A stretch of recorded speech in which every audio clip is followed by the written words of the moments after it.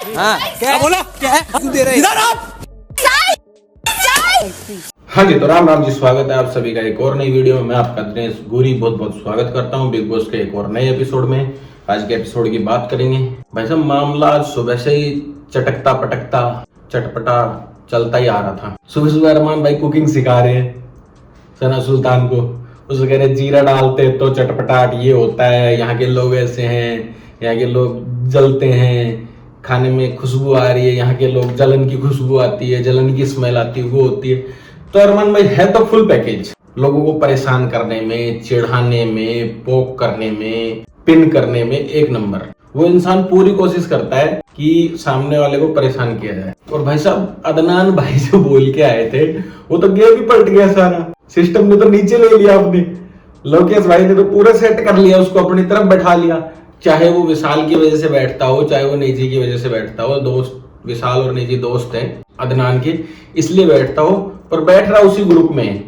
हालांकि वो बाहर से देख के भी आया कि भाई कौन सा ग्रुप स्टेबल है, कौन सा ग्रुप सही है, किसके साथ जाना चाहिए, तो वो उधर बैठ गया। उनके हिसाब से चल भी रहा है, डिसीजन भी ले रहा है। बिग बॉस ने भाई साहब नया ही खेल खेल दिया कि बाहर की जनता का कोई बात मान्य नहीं होगी, किसी की फैन आर्मी, किसी की फैन फॉलोइंग काम नहीं आएगी, घर के डिसीजन घर में ही होंगे। तो बिग बॉस क्या चाह रहे तुम?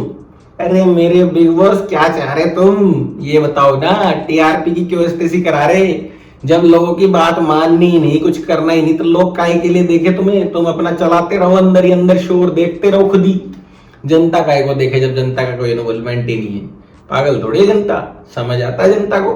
फिर भैया एक टास्क रखा गया हेड ऑफ द हाउस चुनने के लिए, जो घर का पूरा कारोबार संभालेगा, घर को चलाएगा, घर में डिसीजंस लेगा। उसके लिए सबको सीसियां पकड़ाई गई एक दूसरे की।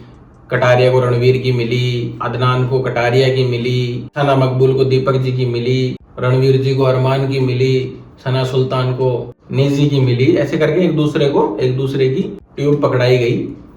पूरा टास्क कंडक्ट ही अरमान भाई के लिए हुआ। मेकर्स जो चाहते थे वही करा के माने। आखिरी में मेकर्स ये चीज खुद चाहते थे कि अरमान ही बने हेड ऑफ द हाउस, इसीलिए अरमान आखिरी में हेड ऑफ द हाउस बना।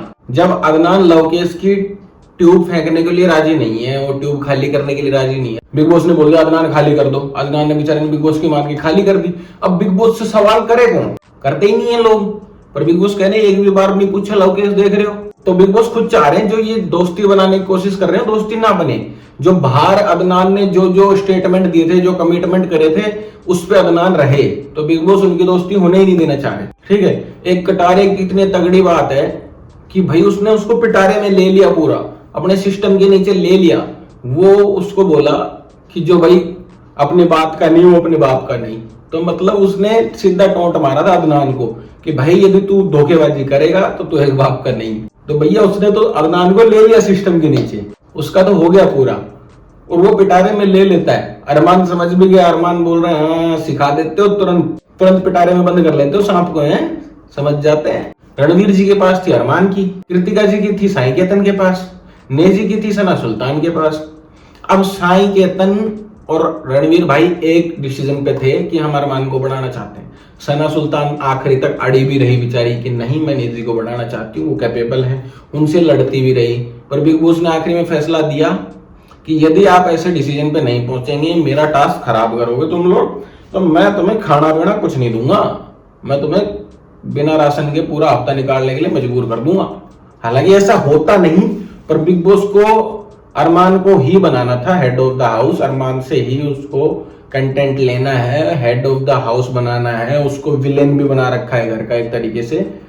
तो सना सुल्तान वहां घबरा गई कि यदि खाने की रिस्पॉन्सिबिलिटी मेरे पे आ गई, मुझे लोगों ने कहा कि तेरी वजह से खाना नहीं आया तो मुझे दिक्कत हो जाएगी, तो वो एग्री होगी। बिग बॉस ने कह दिया चलो ठीक है बाहर निकलो, सबसे ही पूछूंगा मैं कि भाई सना सुल्तान के बदले हुए फैसले पे रहना चाहते हो या मेरे फैसले पे रहना चाहते हो। अब उस बीच में बहस भी खूब हुई। सना सुल्तान को कटारिया समझा रहा था कि भाई तुझे तेरी बात पे रहना चाहिए था, तू हटी क्यों? उसने बोला कि खाने की वजह से हुआ।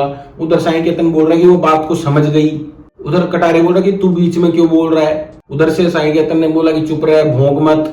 इधर से कटारिया ने बोला कि भाई मुझे चुप कराना ही आता है। फिर साई केतन ने बोला कि भोंक मत। कटारिया ने बोला कि भाई शांति रहे, तू बीच में क्यों बोल रहा है। उधर से सबसे पहले गाली दी साई केतन ने BSDK वाली।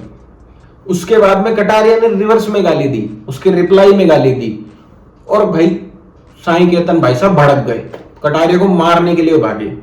एक टाइम पे बिल्कुल मान्य है बात कि कटारिया डर गया बेचारा थोड़ा, कि भाई उसका शरीर भारी है, बड़ा शरीर है, वो शरीर से थोड़ा हल्का है, तो डरना बनता है कि भाई वो टैग लेके कौन घूमेगा पूरी जिंदगी की, बिग बॉस में थप्पड़ खा लिया था तो अपना बचाव तो करेगा इंसान एक बार के लिए। पर वो बंदा डटा रहा सामने कि गाली पहले तूने दी। अब सब उसको ही ब्लेम कर रहे हैं, उसको समझा रहे हैं कि भाई तूने माँ की गाली दी, तो गाली तो तरीके से देखे तो BSDK वाली भी माँ के ऊपर ही है। तो गाली पहले साई केतन ने दी, क्यों दी भाई? जब गाली नहीं सुन सकते आप रिवर्स में, रिटर्न में आप गाली सुन नहीं सकते, तो आप दे क्यों रहे हो? यदि आप दे रहे हो तो सहने की शक्ति भी रखो। उसको कह रहे हो घर से बाहर मिल लेना, ये मिल लेना, तो देखो घर से बाहर मिलने वाली तो ये सब फालतू बातें हैं, ऑनलाइन धमकियां हैं। ये बिग बॉस के पता नहीं कितने शो में चलती आ रही है कि तू बाहर मिलना, मैं ये कर दूं वो कर दूं, बाहर निकलने के बाद कुछ नहीं होता, वो गले मिल के सब निकल जाते हैं। बाकी फिर भी एक पॉइंट पे सोचा जाए, बाहर होता तो मैं तुझे बताता, तो भाई बाहर होते तो आपकी इतनी हिम्मत ही ना होती, आप ऐसी हरकत करते।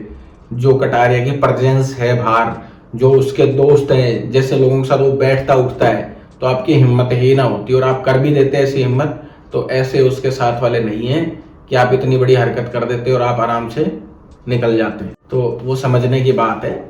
लड़ाई उड़ाई हुई, उसके कटारिया ने बेचारे ने अपना वो रखा, बैग में सॉरी भी बोल दिया कि सब बोल रहे थे कि तूने माँ की गाली दी, माँ की गाली। भाई गाली तो उसने भी दी थी, पर वो ये कि रणवीर भाई भी पार्शलिटी करते हैं, अरमान को लेके पार्शलिटी कर रहे हैं। अरमान भी बार बार पिन करता है, उसने नेजी को पिन किया, उससे लड़ा, सना सुल्तान को बोला जब अदनान भी उससे लड़ा, विशाल लड़ा, कटारिया लड़ा। वो हर आदमी को साथ गुत्थम गुत्था होने की कोशिश करता है, बाहर की बातें ले आते हैं, तू वहां लड़कियों के चक्कर में पिट गया, ये कर गया, तू उसका कैमरा मैन है, ये भाई क्या मतलब है आपको? घर के अंदर गेम खेल रहे हो, घर का खेलो ना, बाहर की बातें ला ही क्यों रहे हो? आप खुद बातें लाते हो, फिर आपके बारे में बात आती है, आपके तो लीगली कैमरा के सामने केस चल रहे हैं, आपकी वो वीडियो भी कैमरा के सामने है कि मैं कूद जाऊंगा, मर जाऊंगा, तो मतलब आप ऐसी हरकतें क्यों कर? आपकी भी बात बाहर आए और उनकी भी बात बाहर आए, वो बातें दबी रहने दो ना, आप गेम खेलो अंदर का। चलो सारी लड़ाइयां वड़ाइयां हो गई, सब कुछ हो गया, पर उसके बाद में अरमान बन भी गया हेड ऑफ द हाउस। अब देखने में मजा आएगा कि अरमान हेड ऑफ द हाउस बन के क्या करता है, क्या गेम खेलता है, किस हिसाब से क्या करता है। वैसे रणवीर जी ने उसको समझाया भी कि भाई सबके लिए बराबर रहना है, इक्वल रहना है, बायस नहीं होना किसी के लिए। विशाल ने भी उसको पूछा कि भाई तुम एकदम ईमानदारी से करोगे सब कुछ सबके लिए, तो वो देखने लायक हो किसके लिए क्या ईमानदारी से होगा।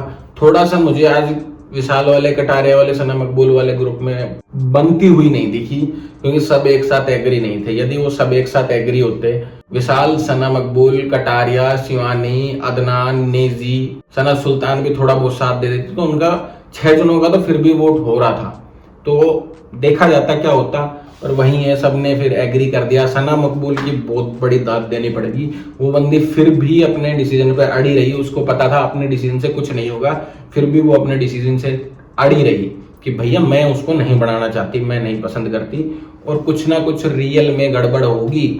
और वहीं पे विशाल ने कहा कि हेड ऑफ द हाउस बनना ओनली कैप्टन बनना नहीं है, इसको कोई ना कोई बड़ी जिम्मेवारी भी मिलेगी, नॉमिनेट करने की, लोगों को बाहर निकालने की। तो वो जिम्मेवारी भी बिग बॉस देंगे, क्योंकि बाहर की वोटिंग वगैरह के लिए मना कर रहे हैं बिग बॉस की भाई अब बाहर से कोई फैसला नहीं होगा।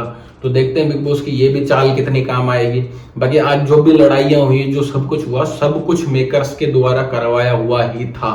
किसी की अपनी रंजिश वगैरह की वजह से कुछ नहीं हुआ। बिग बॉस ने और मेकर्स ने उसको कंडक्ट ही ऐसा किया कि ऐसा काम हो, तो इसलिए हुआ। बाकी आखिर में भैया अरमान बन भी गया हेड ऑफ द हाउस। तो अब देखेंगे जो भी होगा, क्या मामला बनता है, अरमान किस हिसाब से क्या डिसीजन लेता है, वो कल देखने लायक होगा। बाकी अपनी इस वीडियो को करते हैं यहीं पे एंड। लाइक कमेंट शेयर कर देना, चैनल को सब्सक्राइब कर लेना, इंस्टाग्राम पे फॉलो कर लेना, डिस्क्रिप्शन में लिंक मिल जाएगा, स्क्रीन पे आईडी मिल जाएगी। बाय बाय, जय जय श्री राम।